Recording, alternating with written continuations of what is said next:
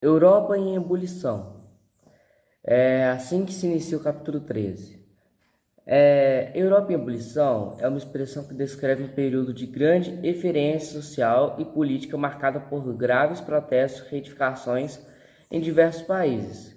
Resumindo, a expressão Europa em ebulição é uma metáfora para iniciar um período de imensa agitação social, política ou climática, que pode ter diferentes contextos históricos. Confronto de forças. Refere-se a um conflito bélico entre duas ou mais potências, geralmente em busca de territórios, recursos ou influência geopolítica, onde a relação de poder, a posse de armamento e as táticas de combate determinam o desfecho da disputa. Como que eu posso dizer? Um exemplo de confronto de forças é a guerra da Ucrânia, uma invasão em grande escala por parte da Rússia que envolve a luta pela soberania da Ucrânia e o confronto de territórios. Ou também pode ser a guerra de Gaza, um conflito que foi escalado envolvido por uma disputa complexa, prolongada com uma participação de Israel e outros atores regionais. Agora vamos explicar sobre a primeira onda revolucionária. A primeira onda revolucionária, ocorrendo principalmente entre 1820 e 1830, foi um movimento inspiração liberal e nacionalista que surgiu em relação ao Congresso de Viena e a restauração do absolutismo na Europa.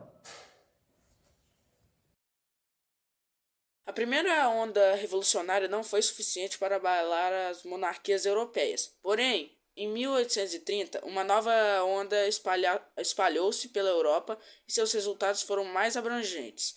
O movimento se iniciou na França. A população revoltou contra o rei Carlos X, que desejava restabelecer o absolutismo no país. Os franceses foram à luta e levantaram mais de 6.000 barricadas, impedindo o avanço das forças monarquistas. E a França ficou à beira de uma nova revolução de grandes proporções. Carlos X e sua família fugiram do país. O monarca abdicou do trono, pondo fim à dinastia Bourbon. Essa segunda onda revolucionária, iniciada na França, rapidamente se espalhou pela Europa, provocando transformações políticas e sociais em diversas regiões do continente. A luta francesa ajudou a inspirar o processo de independência da Bélgica, que fazia parte dos Países Baixos. Um grande levante revolucionário teve início na Polônia e só foi contido após forte repressão e muitas lutas. Grandes regiões da atual Itália e Alemanha foram palco de movimentos liberais. Assim, as revoluções de 1930 tiveram um impacto muito maior do que a primeira onda revolucionária. Na prática, elas puseram o fim ao equilíbrio político constituído durante o Congresso de Viena. As ondas revolucionárias que se disseminaram na Europa aceleraram importantes transformações econômicas e sociais no continente. Essas mudanças provocaram o colapso das antigas bases sociais feudais e aristocráticas, em que se encontrava estruturada boa parte da sociedade europeia e abririam um caminho para a consolidação de um modo bastante diferente de organização social. As leis feudais foram progressivamente abolidas em muitas regiões da Europa. Dessa forma, levou a nobreza a perder grande parte de seus privilégios e as relações sociais no mundo rural foram alternadas. A terra se transformou em mercadoria que poderia ser controlada por grupos sociais com maior poder econômico.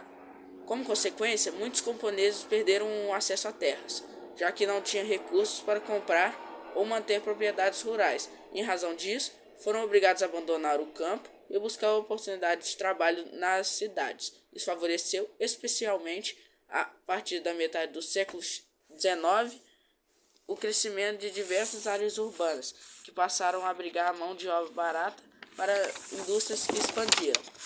Todas as mudanças ajudaram a fortalecer a burguesia, principal beneficiada com o crescimento econômico, pelas transformações na posse das terras e industrialização na Europa. Aumentam as tensões sociais. Todas essas mudanças promoveram um acelerado crescimento das tensões sociais em diferentes partes da Europa. Uma parcela dessas tensões era causada pelo descontentamento da burguesia, que desejava maior participação política. A maior parte das tensões sociais era causada pela crescente insatisfação das populações pobres urbanas e dos camponeses que enfrentavam um processo de empobrecimento. Outro receio das pessoas desse extrato social era a organização dos trabalhadores das indústrias em sindicatos e outras associações. Primavera dos povos. Foi nesse contexto de grande tensão social que teve início a terceira e a mais intensa onda revolucionária do século XIX, conhecida como Primavera dos Povos. O movimento aconteceu em 1848. No campo, as colheitas estavam ruins nas cidades, a população pobre enfrentava a fome e o desemprego. Em 1848, a população foi às ruas, depôs o governo do rei Luís Felipe de Orleans e substituiu a monarquia por uma república. Em março do referido ano, a Revolução já tinha atingido grande parte dos reinos alemães, a Hungria e regiões da Itália, entre outras localidades da Europa.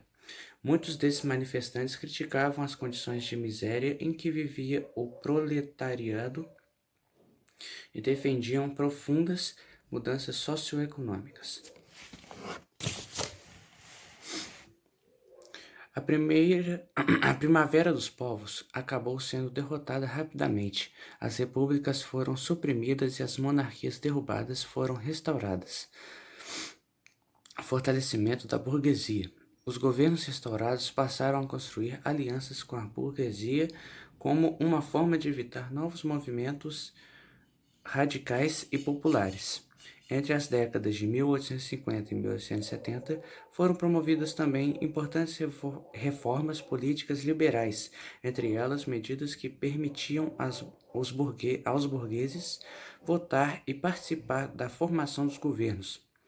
É possível dizer que a última onda revolucionária do século XIX lançou as bases para a consolidação política e econômica da burguesia na Europa. Hoje em dia, a Itália, a Península Itálica é praticamente uma só. Aí tem a Itália, o Vaticano e San Marino, mas esses outros dois são muito pequenos. E antigamente não era assim.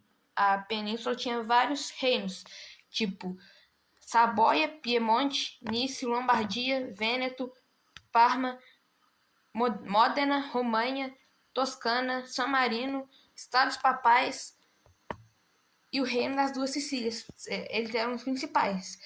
Aí, na época que começou a espalhar o iluminismo pela Europa e os ideais liberais, revolucionários, a sociedade, principalmente a burguesia, pensou que a única maneira de desenvolver a Itália economicamente e politicamente era unindo esses reinos.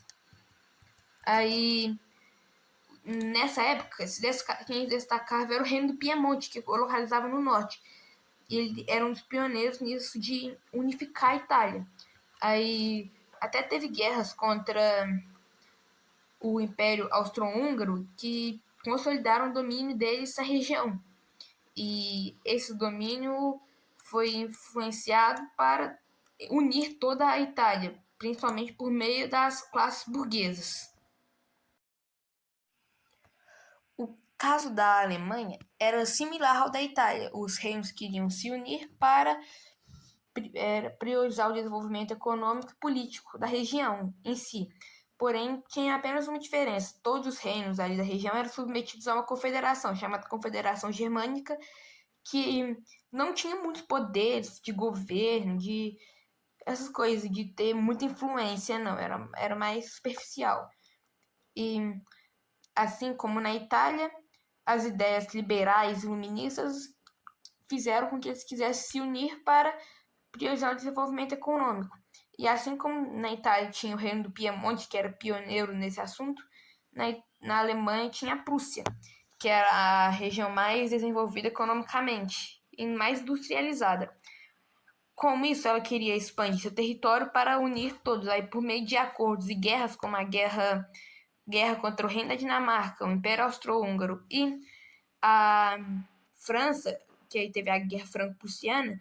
No final eles conseguiram se unir e viraram uma das maiores potências da Europa.